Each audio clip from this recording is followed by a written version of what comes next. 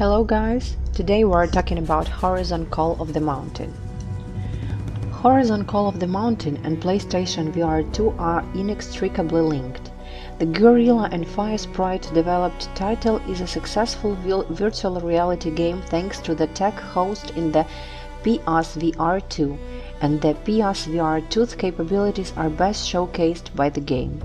Admittedly, the barrier to the entry for experiencing it all is very high. You'll need to own a PS5, purchase the $550 headset, and then get the $60 game on top.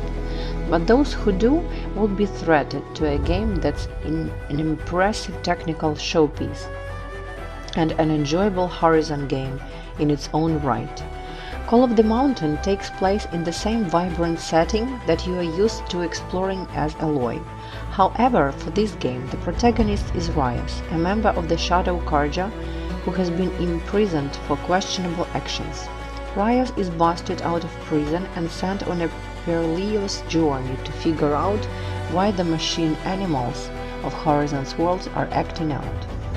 This is a familiar narrative beat for the Horizon game, and a lot of the story is carried by Ryas. Ryas' brother went missing while also trying to solve this particular mystery, so he has a personal stake in going out of his way to help those around him in order to figure out what's going on, even if the people he's working with treat him like an outsider. My interest in Call of the Mountain was primarily in seeing how it utilized the new hardware, so it caught me by surprise when I found myself invested in Ryas as a character. The game does a great job of slowly unpacking his story and showing that there may have been more to his history than it initially seems. He also serves as a good tour guide. As you clamber around towering structures, be they derelict buildings or rusting metallic behemoths of old, and explore different parts of the world, he'll occasionally offer context and history to provide further color to the landscape around you. He's not the scholarly type. So much of what he talks about comes from the perspective of someone who has heard tales of battles or knows aspects of other cultures.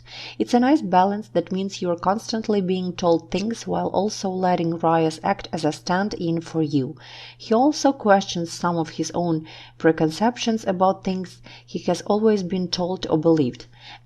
And as a member of the maligned Shadow Carja, watching his small steps of growth across the journey is interesting, even if it isn't profound. Ryas might not be a learned man, but he's certainly a capable one, as becomes evident when you tasked him with scaling structures and battling enemies. Ryas is a climber, and as the title of his profession suggests, he's all about climbing. Call of the Mountain maps your real hands to the virtual ones and then empowers you to grip onto climbable edges, highlighted in white, by holding down the triggers and physically moving your real arms to shift your virtual character around. Virtual reality climbing games are a dime a dozen. It's a very familiar mechanic, and there is nothing here that really pushes the mechanic forward. That said, it's executed very well.